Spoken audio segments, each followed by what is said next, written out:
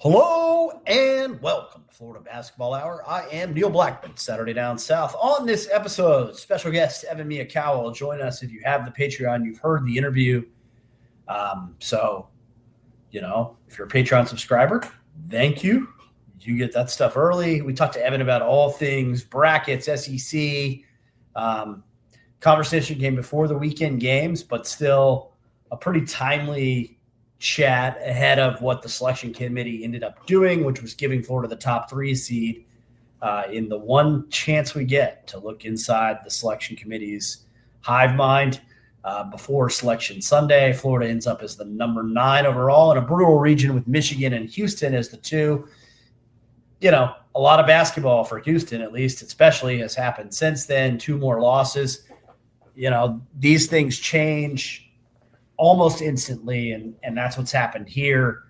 But that's where the committee was on the Gators heading into Saturday when Florida dispatched of Ole Miss 94-75 for their 7th straight win. I don't think the Gators played their A game in that one, but we have a bunch of ground to cover from a basketball games perspective, and it's been a little while. I appreciate everybody that was patient. I had some family issues and appreciate the patience, but we'll circle back to Kentucky.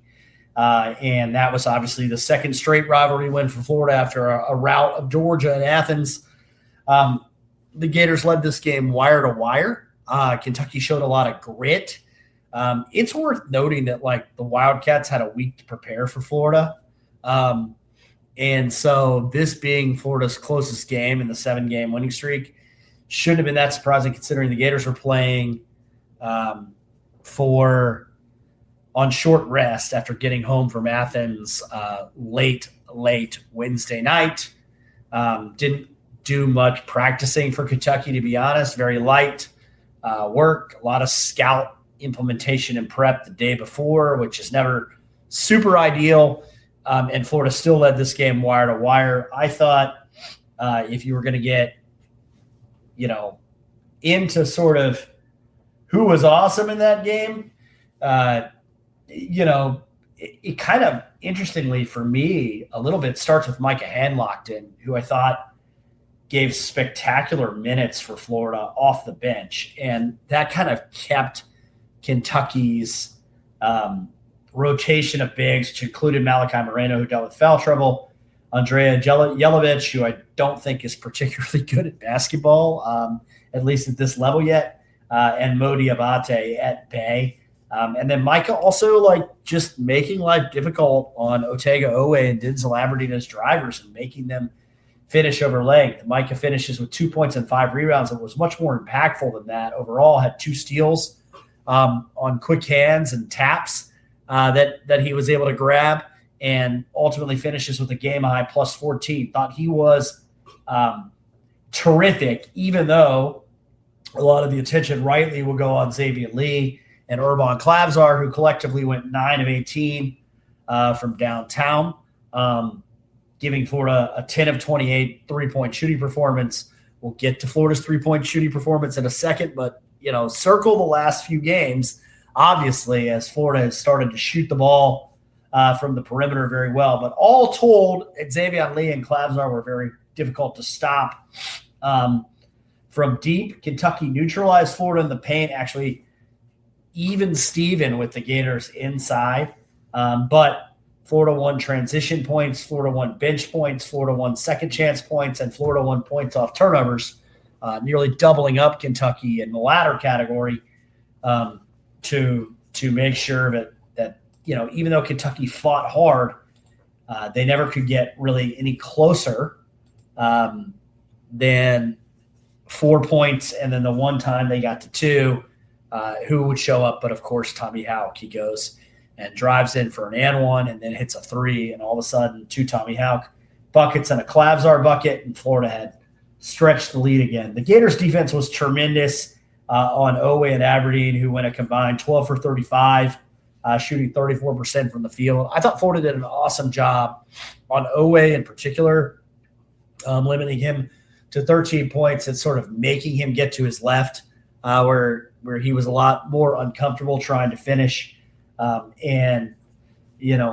making him constantly have to finish through and over length. Florida's bigs continue to play with elite verticality. I know people think, people that watch Florida's bigs think, oh, they must be fouling every possession because they're just so physical, but they're not. I mean, and it has been a trend since a year ago in February when the Gator Boys got hot for some really elite coaches to praise Florida's verticality. And that list continues to grow, as Mark Pope mentioned it, but it's Mark Pope, John Shire, Bruce Pearl, Kelvin Sampson, Buzz Williams. This is not a short list. Danny Hurley. Florida just does a tremendous job in their front court on most nights of playing without fouling defensively, and it's part of why Florida's been such an outstanding defense, especially since the game at Cameron. I thought in the second half when Cheney shut down Cam and Florida made the big run. I think Florida's been pretty dang good defensively since then. UConn, maybe the one exception where, I think for stretches Florida played good defensively, but not enough, obviously, to win that game. Although Solo Ball made some tough shots, man. And shooting 30% on the year just happened to be his night. Florida improved to 40-3 at home since the start of the 2023-24 season. They're actually 41-3 as they walked through a South Carolina win. We should talk about whether we're concerned with how Florida played against South Carolina and Ole Miss, and we will. But I didn't want to gloss over the Kentucky win because I thought Florida just did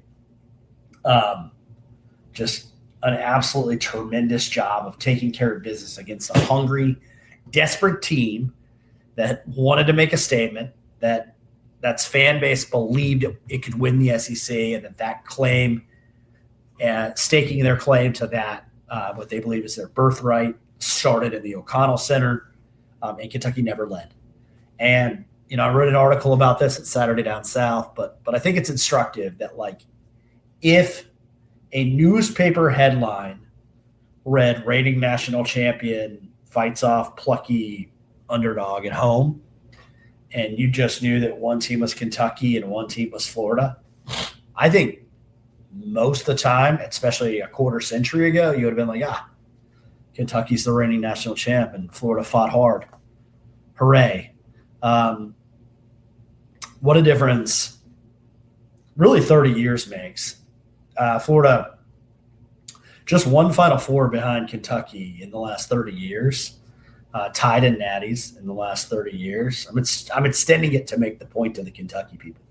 Extending it from this century where Florida leads in Final Fours and natties to back. Because you can give them the Tubby natty, you can give them the Patino natty, and it's tied up. But in the last 30, it's still level on Final Fours. Actually, Kentucky is one ahead on Final Fours. My fault. In that 30-year span, Florida is top 10 in wins since the beginning of the century. So is Kentucky. Florida has a better NCAA tournament win percentage than Kentucky in this quarter century. Florida has more NCAA tournament wins than Kentucky. Florida has as many Elite Eight appearances as Kentucky. So even Kentucky could say, well, we're constantly deeper in the tournament more. And the answer to that is no, you aren't. Not this century. So, and Florida's one behind Kentucky in national titles won since black people have been allowed to play. So I think that's a pretty fair line of demarcation. This is incredible legacy building program stuff, what's happening with Todd Golden and this staff. Alex Condon and Ruben Chinyelu. Alex Condon and Tommy Houck. Let's discuss them just for a minute and point out that they are now 57-10 in the last 2 years, and that Florida is 71-16 since getting blown out by Tennessee at the Food City Center in an ice game that I was at in January of 2024. So just a really staggering run of excellence by Florida. I know they're already thinking about how they're going to rebuild it next year, and they want it to be a reload, not a rebuild. They have no intention of sacrificing their excellence with their next roster, nor should they. And I love that their expectation is where fan expectations that aren't always in sync with reality sometimes. Let's be honest, put the fan fanatic. Can't spell fanatic without fan. But I love that Florida's staff demands that excellence out of themselves. And that their expectation is to reload next year. We have plenty of time to talk about that when this season is over. But I think people should start really enjoying what's happening while also appreciating what's happening. Ruben Chinulo, 15th double-double against Kentucky. He grabbed a 16th, obviously, in Florida's win over South Carolina. Alex Connon had his 6th double-double. It was the 7th time this season and the first in SEC play when the Gators had multiple players with the double-double. So Florida's front court was tremendous. The Gators led by as many as 15 in the first half and as many as 16 in the second half.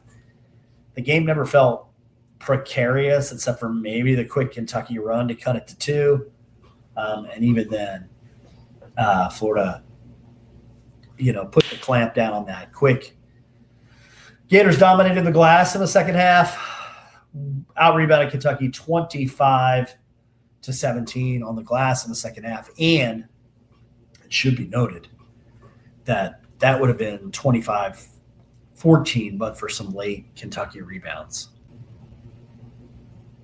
So, big win for Florida. Obviously, Kentucky fans made much ado about everything. The refs, their titles that they won before black people were allowed to play, their injuries. Let's see, what else did I hear? Oh, their win streak in Gainesville, which was getting a little ridiculous, in fairness. Florida should not lose 6 straight games to Kentucky at home ever again, and hopefully that doesn't happen. But that's where we're now. We concerned about the response. I thought Florida was a little mentally and physically fatigued in the South Carolina game. I was very glad that game was at home as it continued to play out.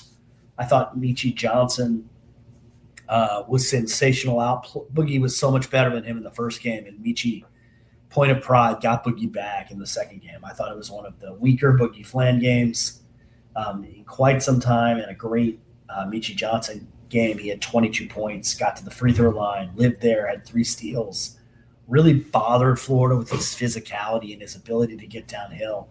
And Michi's a guy who can finish over length because he's so strong. And I thought he was the best player in the game. I know Ruben Chinulo had, 17 rebounds and 15 points. I thought Michi Johnson was slightly better overall, mainly because Michi played more. And, maybe it should be a credit to Chinulo that he did 15 and 17 in 23 minutes. I don't know. I go back and forth on this. Florida did not shoot well against South Carolina, 5 of 19 from 3, one of their worst three-point shooting games in a while, actually. And the Gators won by 14.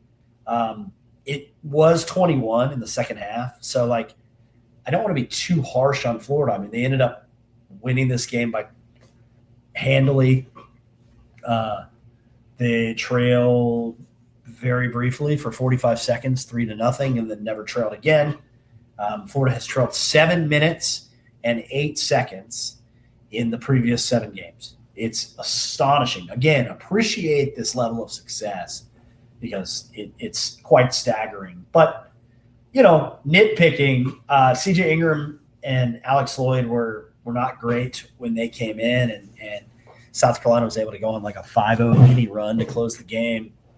I thought Victor Mikic struggled as well when he got a couple minutes late. And as a result, it wasn't really as pretty as it could have been final score-wise. I think people came in with pretty absurd expectations because Florida had won by 47 in Columbia. Alex Condon was awesome in this game, played 32 minutes, had 20 points. Most of that came in the second half, had 10 rebounds for his 7th double-double. Awesome might be a stretch with the 6 turnovers, but I thought a couple of them were pretty fluky. There was a Hauk drop, a hand-locked-in drop, and a Chenulu drop on all good passes. So that's 3 of them. He still can't have a career high in turnovers and say he played awesome. So I apologize for that mischaracterization. But I thought he was really solid despite the turnovers, especially in the second half. He was much, much better. And Florida grabs that win to complete the season sweep of the Gamecocks. And then on the weekend, so Florida had, 14 turnovers against the Gamecocks, and then they had 19 turnovers, which an SEC high against Ole Miss. So 33 turnovers in the last 2 games, way too many. It's why Florida's offensive efficiency numbers actually dipped, even though they scored 94 points in a 77-possession game, which normally would bump you at 1.22 points per possession. But the turnovers, 24.7% turnover rate against Ole Miss, and similarly poor turnover rate, 21% against South Carolina. Florida has got to get back under that. They need to be much more like they were against Kentucky when they have 14.4%. That's much more like it. Or the Georgia game, where 14 seems like a lot, but they had very few in the second half.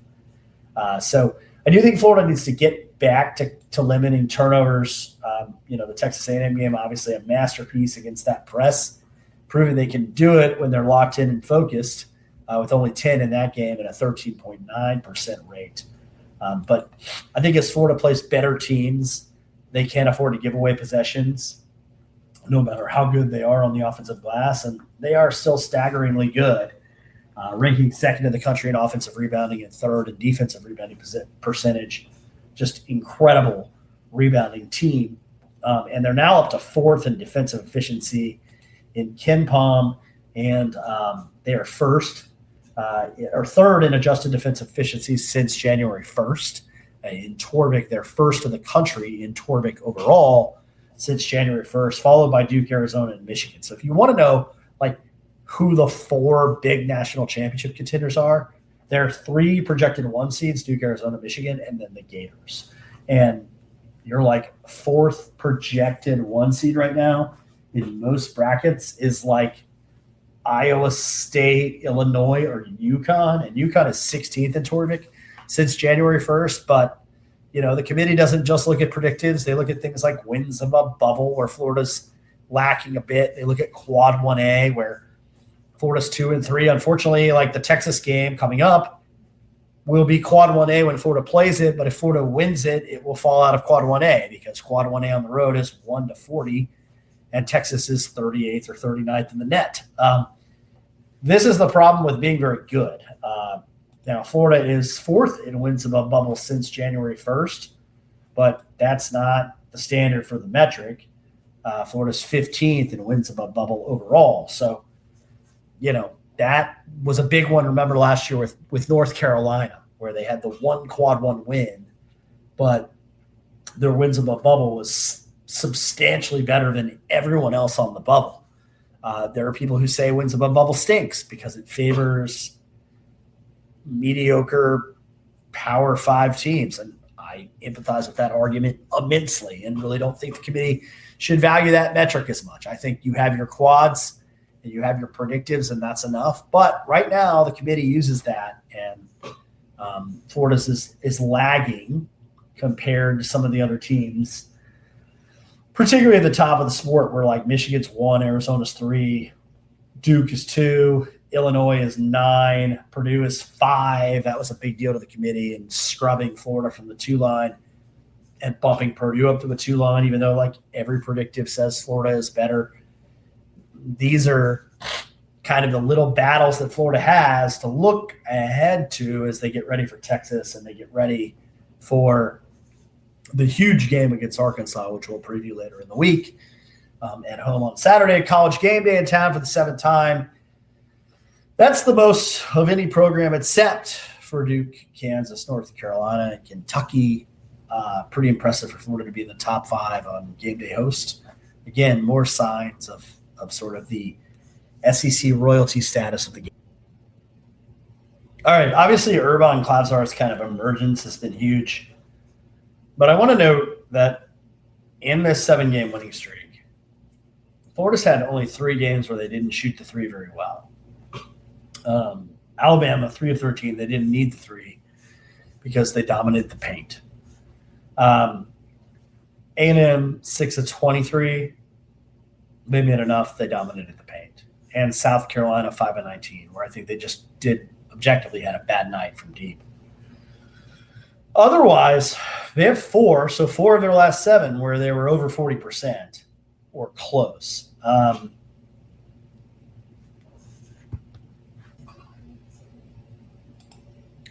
Yeah, I mean, the Gators go 9 of 21 in the 47-point win over South Carolina.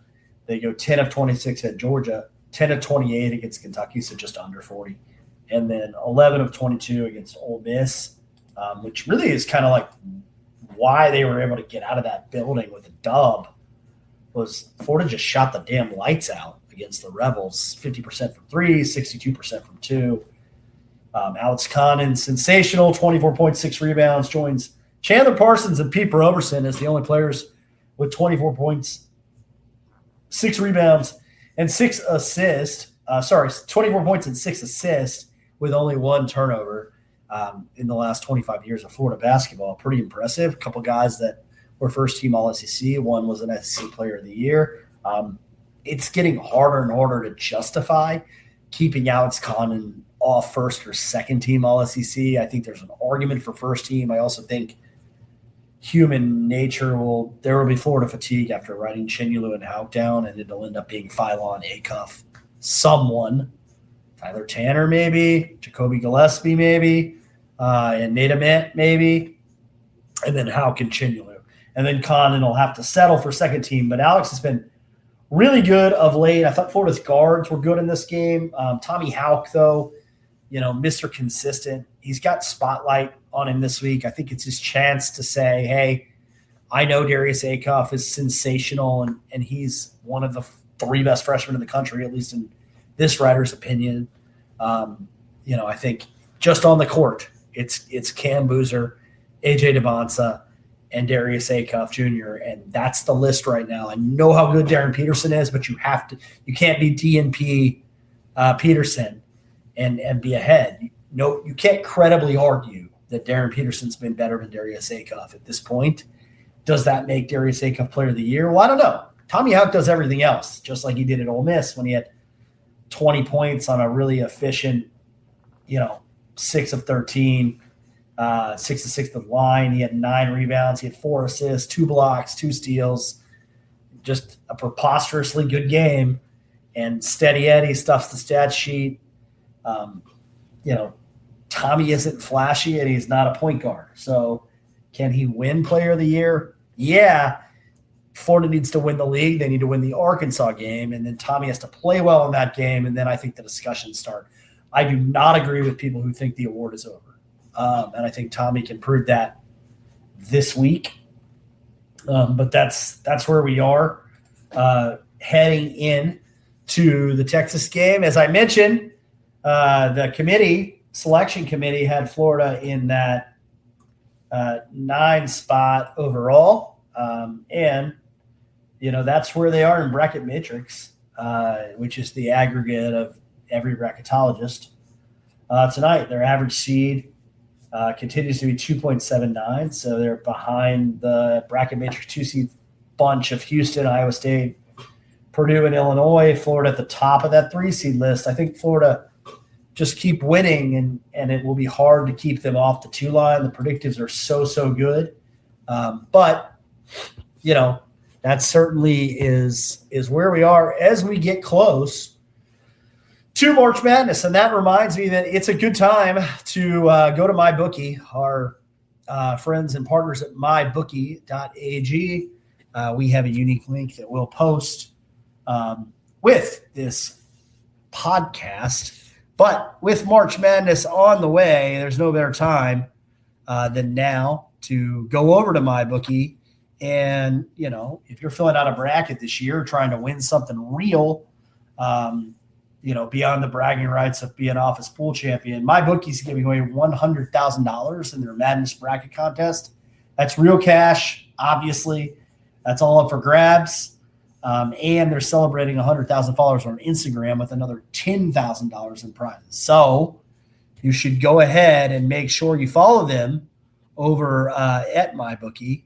That would be pretty useful. And if you want to play, you can go over to mybookie.ag and use the promo code Neil500 at mybookie.ag. That way you'll get your first bet covered on the Madness up to $500. If it misses, activate the bet back bonus after you sign up and run it back.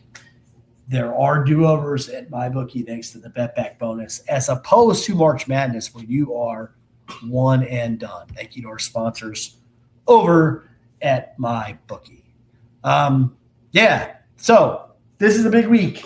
The Gators getting ready to play Texas. Going to preview the Longhorns under Sean Miller. All Gator Florida Basketball Hour previews brought to you by our friends at Game Time Sidekicks. Go over to GameTimeSidekicks.com and check out all their national championship gear. Those guys are awesome. And if you purchase $60 or more, you get a free skinny can koozie of your choice, which is pretty nice. They got Gator stuff in that regard as well. Okay, Texas. Horns. First top 40 KenPom team that Florida has played since Kentucky, obviously. A team that has been pretty good from like a Torvik standpoint, not as awesome since January 1st, where they're 42nd, but that's really because they don't guard. They're 141st in defensive efficiency. They're 6th in offensive efficiency in SEC play and 6th overall in KenPom. It starts with Dalen Swain. He's going to be probably second team All-SEC. He's been spectacular. Big physical wing, shoots it okay, shooting it better than he has his whole career at 34%. Great driver, finishing better than he has in his career, 64% on his twos. Offensive rating in the top 20 in league play. Elite rebounder, top 5 percentile in SEC play on the defensive glass. High steal percentage guy. Quick hands, their best defender by a mile. And then lives at the free throw line. Just an excellent player. Actually, probably somebody you got to consider for first team All-SEC, even if it's tough. He's had 3 KenPom MVPs in their little run here, which has included a 5-1 spurt. Until they lost to Georgia in Athens on Saturday, they had won 5 consecutive games. Granted, none of those came over top 50 KenPom opponents. That's kind of been their bugaboo. They beat Georgia. But since January 17th, they have 4 losses against the KenPom top 50 and only 1 win. Now, they did double up and have that great week where they beat Alabama and Vandy, including the blowout win of Vandy in the Moody Center. And the win in Tuscaloosa, which is aging like a fine wine. So they have upper echelon wins, but it's been a while.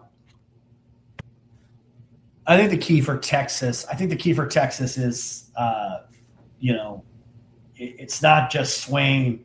Like, somebody else has to make shots, whether it ends up being Jordan Pope, who can do it, and it's been in double figures in the last 4, and is shooting really well from 3 in the last 4. He's made 3 of 8, 6 of 11, 9 of his last 15 from 3. Must be nice to have somebody like that sniping out there that isn't just Urban Klazar.